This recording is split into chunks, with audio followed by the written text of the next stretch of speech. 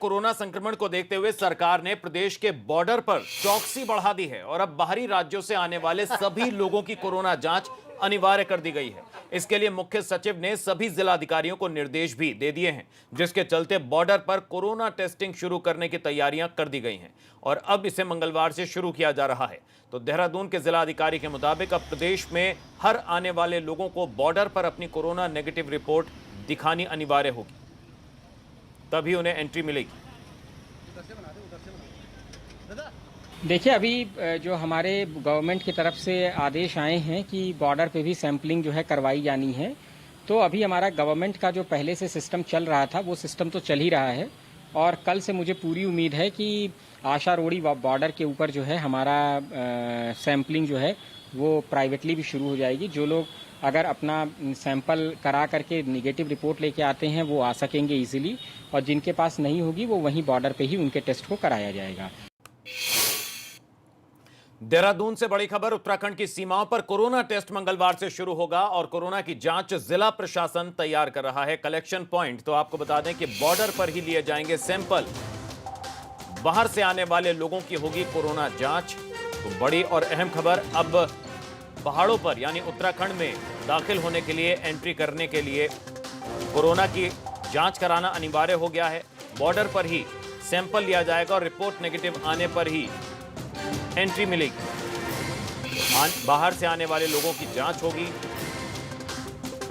देहरादून से बड़ी खबर, उत्तराखंड की सीमाओं पर अब कोरोना टेस्ट अनिवार्य, मंगलवार से इसकी व्यवस्था होगी।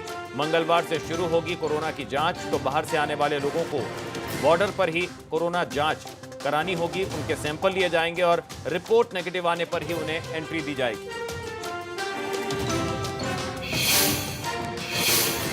उत्तराखंड में लगातार बढ़ रहे कोरोना मरीजों के मद्देनजर अब राज्य में प्रवेश करने वाले लोगों को कोरोना टेस्ट कराना जरूरी होगा। नारसन बॉर्डर पर प्रतिदिन हजारों लोग पहुंच रहे हैं, लेकिन कोरोना जांच किट की कमी होने से लोगों को भारी परेशानियों का सामना करना पड़ रहा है।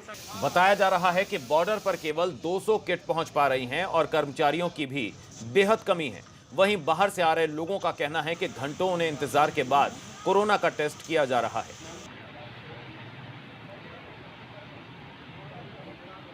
नारसन बॉर्डर पर लोगों को घंटों इंतजार करना पड़ रहा है, जिससे व्यवस्था में कमी का खुलासा हो रहा है।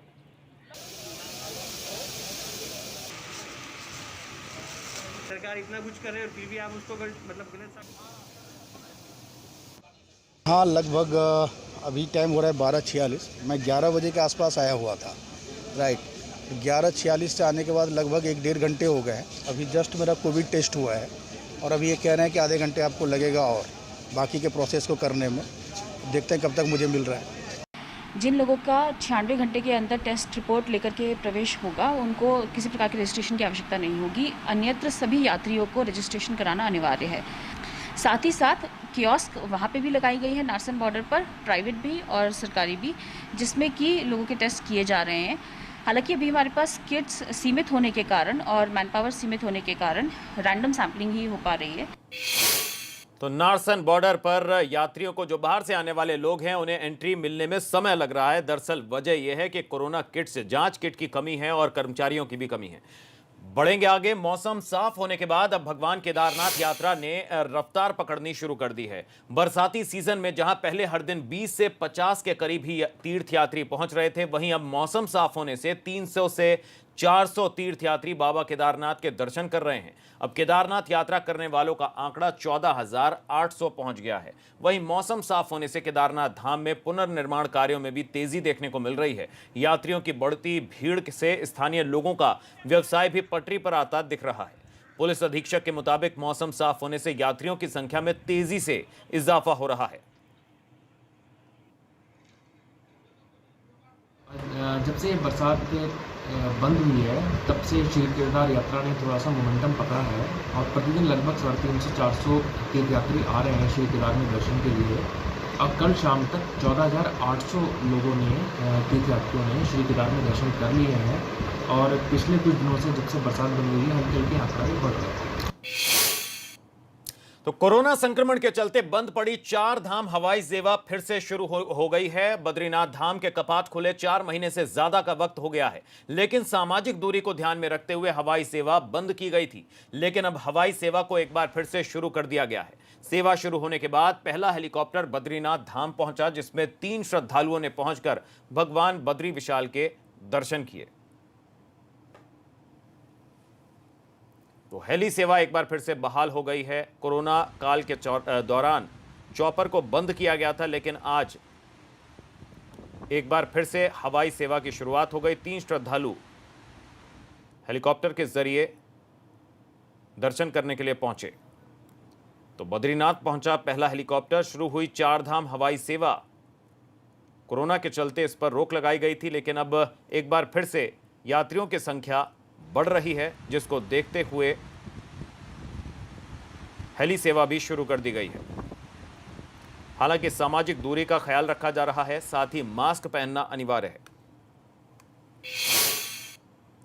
वहीं पौड़ी जिले के देवलगढ़ क्षेत्र में स्थित प्रसिद्ध मां राज राजेश्वरी का पौराणिक सिद्धपीठ मंदिर के कपाट कोरोना काल में बंद पड़े हैं, लेकिन लंबे इंतजार के बाद अब मंदिर समिति ने मंदिर के कपाट भक्तों के लिए शीतकालीन नवरात्रि में खोलने का फैसला किया है।